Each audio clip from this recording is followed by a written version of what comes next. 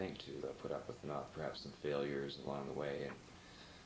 Absolutely, yeah. There is no question. It is oftentimes choosing the path. Well, that's why it's often called the road less traveled. It is a harder path many times if you're heading out on your own, for example, or you're moving into a new career or making a fairly major change. It can be a very disquieting, uncomfortable, difficult time. So does age have much to do with that? Does age play a major role in this equation?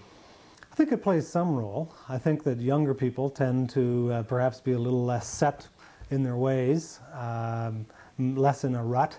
I heard recently someone defined a rut as a grave with the ends knocked out, which I thought was a wonderful way of thinking about being in a rut. And so I think that younger people tend to be a little less prone to that, although not completely immune. And but I would also then argue that people in their aged years, or even a little older, will sometimes fall into, again, the victimitis virus kind of trap of saying, well, I'm too old now. There's nothing I can do.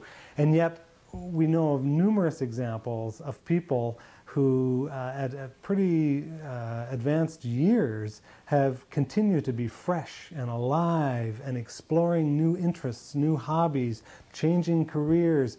They tend to be the people that are the most vital, the most passionate, the most energized, because they haven't sort of numbed themselves and reduced their expectations to the point where, in a lot of ways, they're really just kind of going through the motions.